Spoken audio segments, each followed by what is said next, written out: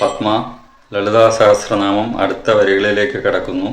കഴിഞ്ഞ വരികളിൽ മഹാഗണപതി മൂലാധാര ചക്രത്തെ ആണെങ്കിൽ ഈ വരികളിൽ ശങ്കരനാരായണ തത്വത്തെ, അതായത് നമ്മളുടെ സ്വാധിഷ്ഠാന ചക്രത്തെക്കുറിച്ചാണ് പറയുന്നത്. കരാങ്കുളി നഖോത്പന്ന നാരായണ ദശാകൃതി. കരം, കർമ്മം എന്നുള്ളൊരർത്ഥം വ്യക്തമായിട്ട് അമ്മ പറയുന്നുണ്ട്. കർമ്മം, സൗഭാഗ്യം, കൃപ, അനുഗ്രഹം, ദയ എന്നീ രീതികളിലാണ് ഇവിടെ കരാങ്കുലി. അങ്കുലി എന്നാൽ നമുക്കറിയാം വിരലുകളാണ്. കരാങ്കുലി എന്നാൽ ഫെമിനിൻ എനർജിയുടെ, അതായത് ദേവിയുടെ, അമ്മയുടെ എനർജി മാറുന്ന രീതിയാണ്. എങ്ങനെയാണ്? നഖോത്പന്ന, നഖത്തിൽ നിന്നും ഉത്പന്നമായത്. നഖം എന്നാൽ ഇവിടെ bone or created through the nails എന്നാണ്. അതായത് നഖം നമ്മൾ ചെറുതലയൊക്കെ കളിക്കുമ്പോൾ ഇങ്ങനെ കാണിക്കും, ഒരു ആയുധമായിട്ട്. നമ്മൾ നരസിംഹമൂർത്തിയെ കുറിച്ച് മുന്നേ പറഞ്ഞതാണ്. അപ്പോൾ ഒരു ആയുധം എന്നുള്ള രീതിയിൽ ഇവിടെ കൃത്യമായിട്ട് രൂപമാറ്റം, അതായത് രൂപം എന്നാൽ കരാങ്കുളി, കർമ്മത്തിനായി മാറുന്നു. എന്താണത്? നാരായണ ദശാകൃതി. അതായത് സ്വാധിഷ്ഠാന ചക്രം എന്നുള്ളത് നമ്മളുടെ മൂലാധാരത്തിൽ തൊട്ട് മുകളിലാണ്. അതിനെ അബോർഡ് ഓഫ് ദി സെൽഫ് എന്നാണ് പറയുന്നത്. നമ്മളുടെ ക്ഷേത്രം, അതായത് ആത്മാവിന്റെ ക്ഷേത്രം. എങ്ങനെയാണത്? റിലേറ്റഡ് വിത്ത് വാട്ടർ, വെള്ളവുമായി, നീരുമായി കണക്റ്റഡ് ആണ്. നീരെന്നാൽ നാരായണൻ, നീരിൽ അയനം ചെയ്യുന്നവൻ നാരായണൻ. അപ്പോ Narayanan, the will of Narayana എന്നാണ് പറയുന്നത്. അതാണ് നാരായണ ദശാകൃതി.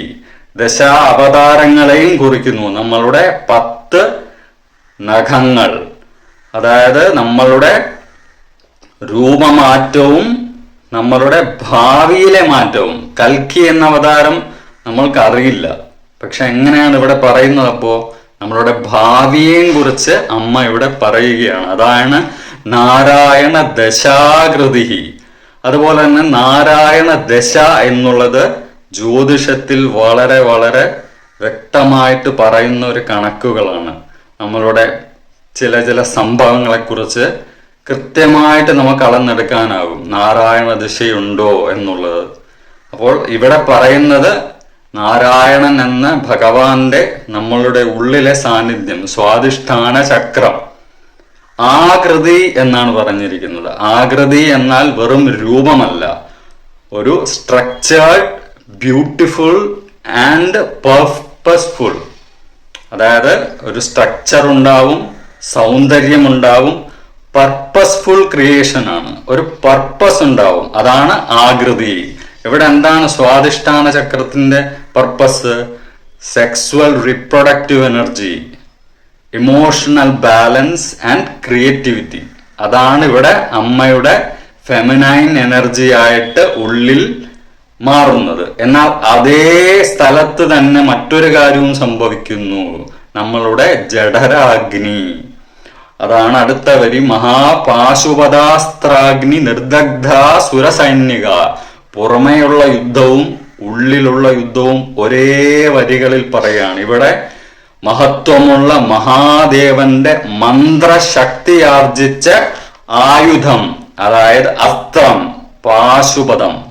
ആ പാശുപതാസ്ത്ര എന്ന ആ അഗ്നി അസ്ത്രമായി മാറുന്നു. നമ്മളുടെ ജഠരാഗ്നിയും അത് തന്നെയാണ് എന്നുള്ളതാണ്. പുറമേയുള്ള യുദ്ധത്തിനും ഉള്ളേയുള്ള യുദ്ധത്തിനും സകല സൃഷ്ടികളെയും സംഹരിക്കുകയും എന്നാൽ സംരക്ഷിക്കുകയും ചെയ്യുന്ന അഗ്നി, ജഠരാഗ്നി. അപ്പോ ഹരി എന്നുള്ളൊരു വാക്ക് ശ്രദ്ധിക്കുക.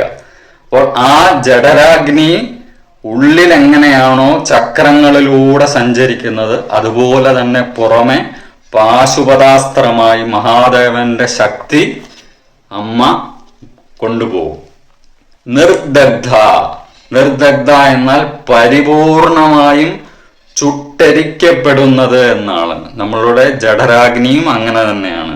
അപ്പോൾ ഇവിടെ മഹാദേവന്റെ പാശുപതാസ്ത്രം ആരുടെ സൈന്യത്തെയാണ് തകർക്കുന്നത്? ഭണ്ഡാസുര സൈനിക. ഭണ്ഡാസുരന്റെ സർവ സൈന്യത്തെയും ചുട്ടരിക്കുന്നു. അതായത് നമ്മളുടെ അഹന്ത, അജ്ഞത, ബന്ധനങ്ങൾ, അന്ധത ഇവയെല്ലാം സൈന്യങ്ങളാണ്. ഈ സൈന്യങ്ങളെ ഓരോന്നായി ചുട്ടരിക്കുന്നു ഉള്ളിൽ. അതാണ് ഉള്ളിലുള്ള യുദ്ധം. അപ്പോ മൂലാധാരം, സ്വാധിഷ്ഠാനം, ഭണ്ഡാസുരൻ. ഇതാണ് വരികൾ. കരാങ്കുളി നഖോത്പന്ന നാരായണ ദശാകൃതി മഹാപാശുപതാസ്ത്രാഗ്നി നിർദഗ്ധാസുരസൈനിക. ശാന്തി ശാന്തി ശാന്തി. അമ്മേ ശരണം. പത്മ.